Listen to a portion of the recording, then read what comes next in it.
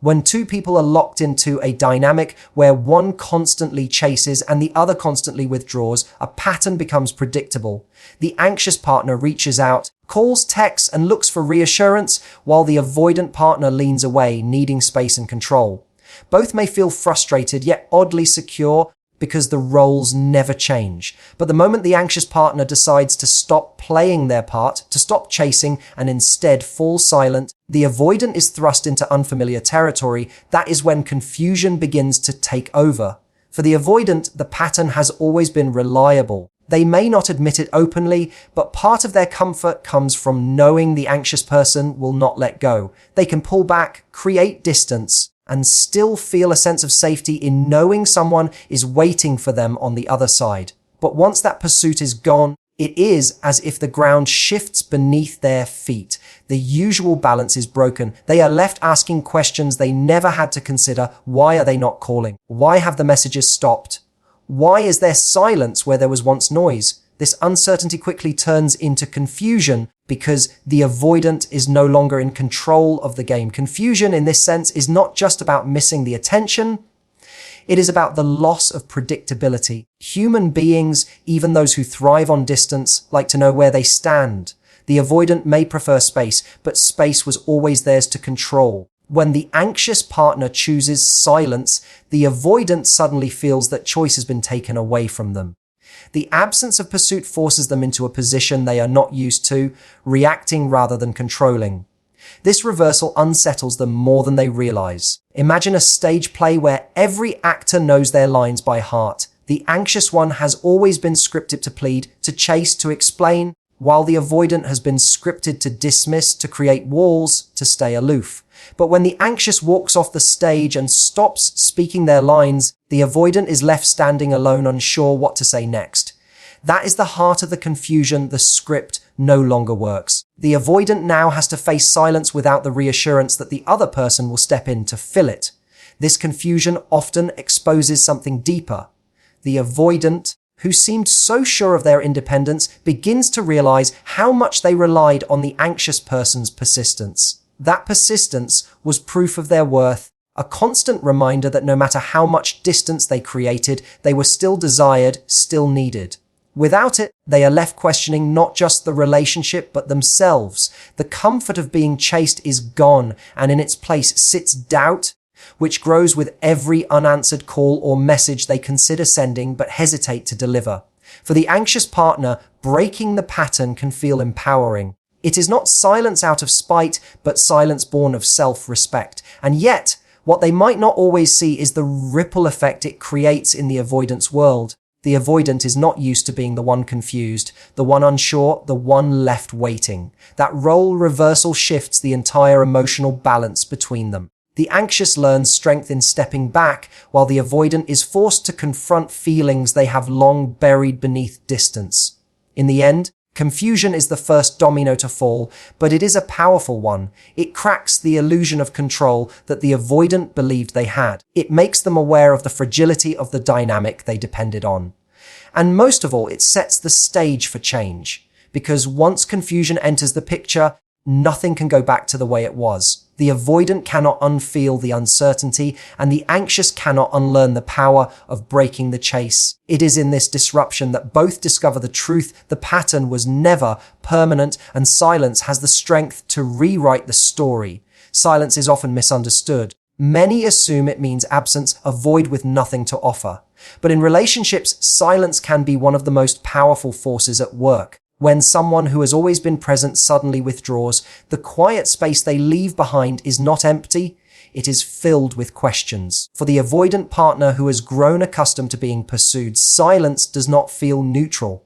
It sparks a deep and often unexpected curiosity. When the anxious partner stops reaching out, the avoidant begins to notice the missing pieces. The phone that once lit up with constant messages no longer does. The gentle reminders, the reassuring words, the small check-ins that felt like background noise are suddenly absent. This absence is not just silence, it is a shift in rhythm. Curiosity awakens because the human mind is wired to notice contrast. What was once predictable is now uncertain, and uncertainty demands attention.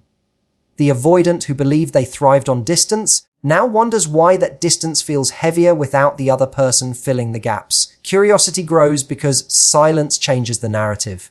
Before, the avoidant believed they held control in the dynamic, the one who retreats while the other runs after them. But when the anxious no longer chases, the script is rewritten.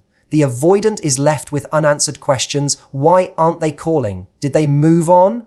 Was I wrong to think they would always be there? These questions do not fade. They echo louder the longer the silence stretches. It becomes harder to ignore, harder to pretend indifference. Curiosity is no longer a passing thought. It becomes a quiet obsession. Silence also exposes the fragile foundation beneath avoidance. The avoidant often tells themselves they do not need closeness, that independence is their strength. Yet when silence replaces pursuit, a realization emerges. They were never as independent as they believed. They had relied on the anxious partner's pursuit to feel desired, to validate their worth, even if they pretended not to need it. Curiosity arises because silence forces them to confront what they truly valued all along, not the space.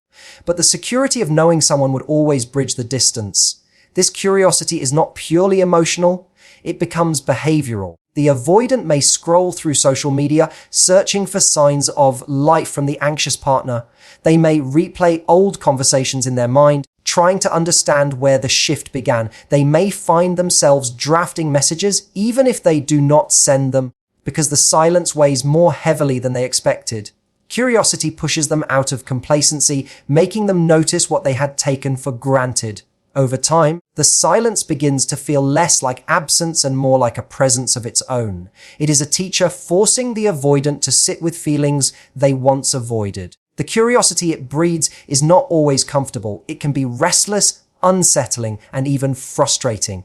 But in that discomfort, growth is possible. The avoidant may begin to recognize that the distance they valued so much was easier to maintain when they could count on someone else to close it. Without that safety net, they must question their own patterns and choices. Silence breeds curiosity because it interrupts the story. It removes the familiar rhythm and forces the avoidant to ask questions they never wanted to face. It leaves them searching for answers in places they once ignored. And in doing so, it shifts the dynamic completely. What was once a cycle of chasing and retreating transforms into a moment of reckoning, all sparked by the power of quiet. Silence, in this way, is not emptiness, it is the spark of curiosity that can change everything. When space turns into insecurity, the entire emotional balance between two people begins to shift. For someone who identifies with avoidant tendencies, distance is usually their safe place. It's where they feel protected from overwhelm, free from pressure, and able to breathe without the weight of constant emotional demands. At first, stepping back feels like control. It is their choice to retreat, their way of keeping closeness manageable. But when that distance is no longer their decision, when the other person withdraws first, what once felt like security suddenly takes on a very different shape. Instead of being comforting, space begins to echo like silence, and silence breeds doubt. The avoidant partner starts to notice the absence in small, almost imperceptible ways. Messages are no longer flooding in. Check-ins and reassurances that once annoyed them are suddenly gone. They may have thought they wanted peace, but now they find themselves staring at their phone, checking for notifications that never come. What was once background noise has turned into a glaring void, and that void whispers questions they cannot easily ignore. Am I being forgotten? Did I push too far? Are they moving on without me? Those questions creep in slowly, but they grow louder each day that the anxious partner chooses themselves instead of chasing. This insecurity doesn't only stem from fear of losing the other person, it also exposes a hidden truth. Avoidance, despite their resistance to closeness, still crave connection. They may not admit it openly, but much of their confidence was built on the certainty that the anxious partner would always be there, ready to reach out, ready to forgive, ready to close the gap. When that certainty disappears, the avoidant is forced to face a vulnerable part of themselves they often try to bury, the part that fears abandonment, the part that wants to matter, the part that needs reassurance just as much as anyone else. As insecurity deepens, the avoidant begins to reinterpret the silence. Every lack of message feels like rejection. Every unanswered moment feels like proof they are no longer wanted. It's ironic, because the anxious partner has likely pulled away not out of cruelty, but out of self-respect, tired of carrying the entire weight of the relationship. Yet, from the avoidance perspective, this new distance feels like punishment, and the sting of it brings an unfamiliar discomfort.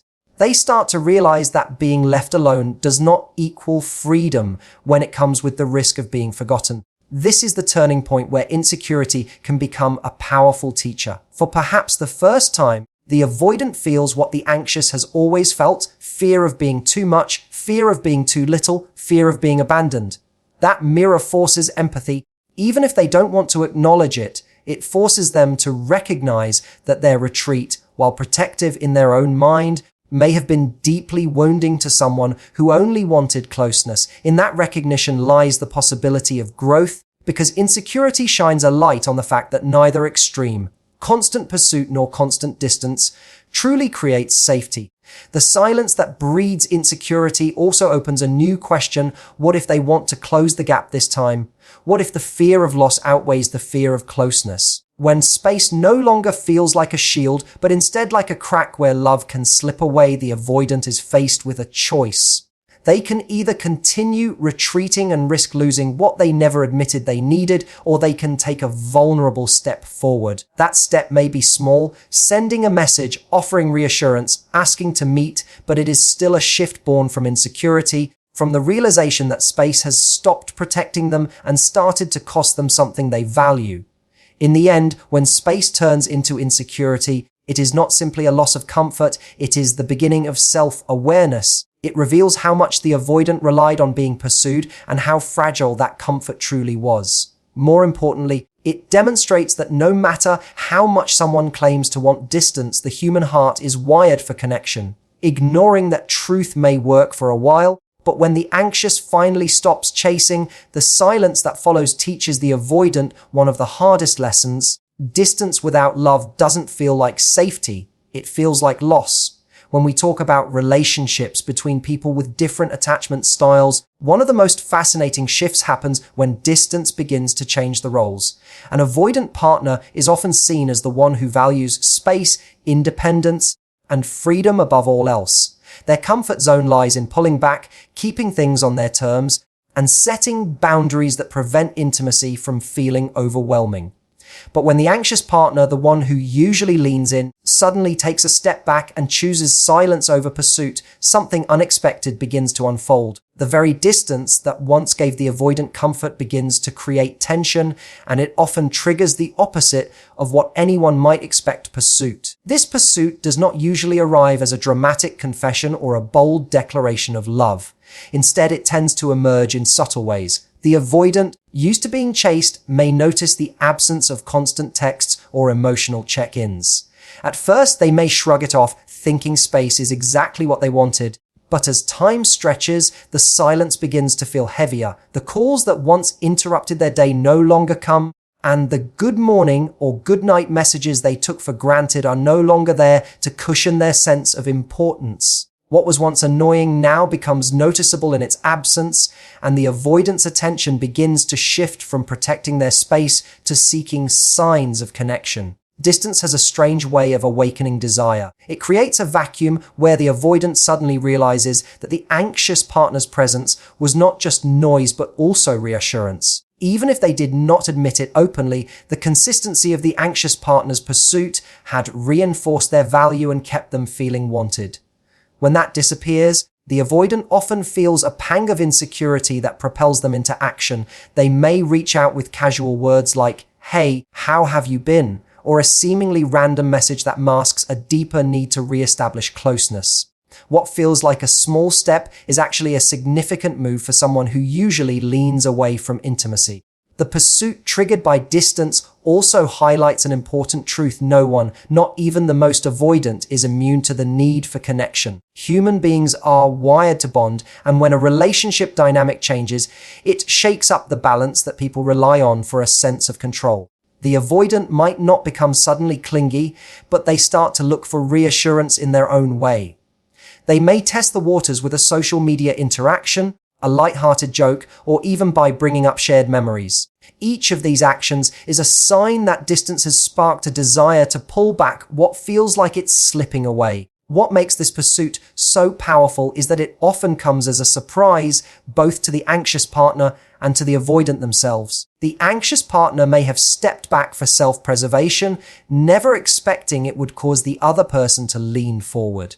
Meanwhile, the avoidant, who has built an identity around valuing space, finds themselves drawn toward closeness they once resisted. This reversal of roles reveals a deeper truth about relationships' distance, when chosen by the anxious partner, is not rejection but a reclaiming of power. That reclaiming forces the avoidant to confront what they risk losing. In the end, pursuit triggered by distance is less about games and more about natural human behavior. When one person changes the rhythm, the other adjusts. Whether consciously or not, the avoidant, used to safety in retreat, discovers that the absence of connection is far less comfortable than they imagined. And in that realization, pursuit begins not because they were forced into it, but because silence has a way of reminding us all that love, attention, and closeness are things no one can truly live without. Self-respect is one of the most powerful forces in any relationship, because it quietly reshapes the entire dynamic without needing confrontation, argument, or explanation.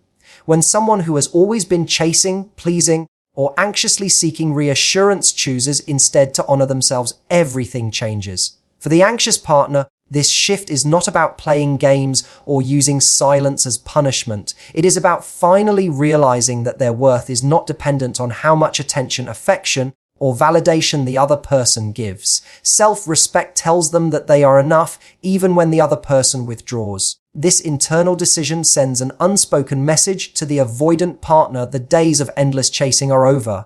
When self-respect enters the picture, the anxious partner no longer sees rejection as a reflection of their value. Instead, they begin to view it as information. If someone pulls away, it is not a sign that the anxious person needs to run faster to close the gap. It is a sign that perhaps the other person is not ready or willing to meet them halfway. That understanding changes everything. Instead of begging for closeness, they begin to protect their energy. They allow space to exist without feeling the need to fill it with constant texts, calls, or reassurances. This subtle but profound shift forces the avoidant partner to experience something new: silence that is not rooted in fear, but in dignity. The impact of this self-respect is often surprising. The avoidant, who once relied on the predictability of being pursued, suddenly feels the weight of distance in a way they never did before. What was once comfortable space now becomes uncertain ground. They may start to question why the anxious partner is no longer trying, and those questions create new emotions they had not felt before. Curiosity, doubt, even insecurity. This is not manipulation, it is simply the natural result of removing the safety net of constant pursuit. By honoring themselves, the anxious partner unintentionally teaches the avoidant that connection is a choice, not a guarantee. For the anxious partner, this moment of self-respect is deeply empowering. Instead of shrinking or bending to keep the relationship intact, they learn to stand tall in their own worth. They stop asking, "What did I do wrong?" and start asking, "What do I deserve?" That question changes how they communicate, how they set boundaries, and how they engage with the relationship. They no longer pour all their energy into proving they are lovable. They recognize they already are. This shift does not just change how the avoidant responds, it changes how the anxious person sees themselves, creating a cycle of self-worth that grows stronger over time. In the long run, self-respect either transforms the relationship or clarifies it. If the avoidant partner begins to value the anxious person's new boundaries, the dynamic can evolve into something healthier with more balance and mutual respect. If not, the anxious partner still wins because they are no longer trapped in the exhausting cycle of chasing someone who cannot meet them emotionally. Either way, they have broken free from the pattern of overextending themselves. Self-respect becomes the anchor that steadies them, no matter how the other person reacts. And that is the ultimate power of this shift. It proves that change does not begin with convincing someone else to treat you differently, but with choosing to treat yourself as worthy of love, patience, and care. Reflection forces growth because it requires us to stop running from ourselves and finally face the truth of our patterns. Many people spend years repeating the same cycles in relationships, pursuing those who run, running from those who pursue, or clinging to dynamics that hurt more than they heal. Without reflection, we live on autopilot, letting fear and instinct guide our choices. But when silence enters a relationship, when the anxious stops chasing or the avoidant stops withdrawing, a mirror appears. That mirror doesn't just show the other person's behavior, it shows our own role in the story. It is in this pause that growth becomes possible, because reflection demands honesty, and honesty is the first step to transformation. For the avoidant, reflection is often uncomfortable. They may realize that their need for space was less about independence and more about fear of being hurt, fear of being seen fully, fear of losing control. When the anxious partner no longer fuels the cycle with constant pursuit, the avoidant is forced to ask questions they once avoided. Why do I push away those who want to love me? Why do I mistake closeness for danger? Why do I only value connection when it's gone? These questions are not easy, but they plant seeds of growth. The very distance they once used as a shield now becomes a teacher, showing them how much their patterns have cost them in intimacy, trust, and love. For the anxious, reflection looks different but is just as powerful. Stepping back from chasing requires courage because it means facing the fear of being abandoned. In the silence, they realize that their worth was never meant to be proven by how much they give or how hard they fight for someone's attention. They begin to see that love is not real if it requires constant to survive. This reflection turns desperation into dignity. By no longer overextending themselves, they discover self-respect, boundaries, and the strength to let go of unhealthy attachments. Growth comes from recognizing that true connection should not feel like begging, it should feel like balance. When both partners reflect, something remarkable happens. The cycle no longer controls them. Whether they stay together or part ways, the lessons remain. The avoidant begins to understand that closeness is not the enemy, and the anxious begins to learn that silence is not always rejection, but sometimes self-preservation. Reflection transforms pain into wisdom and creates the possibility of healthier love. Growth is rarely instant, but it begins the moment someone stops blaming the other and starts asking, what does this situation teach me about myself? The reason reflection forces growth is because it strips away excuses. No one can hide behind the other's behavior forever. In the quiet, without the noise of conflict or pursuit, people are left with only themselves. That solitude is confronting, but it is also liberating. It shows us that while we cannot control how others love, distance themselves, or respond, we can control how we show up, what we accept, and how we grow. Reflection reveals the truth. Love without self-awareness is unstable, but love with reflection has the chance to become real, lasting, and free.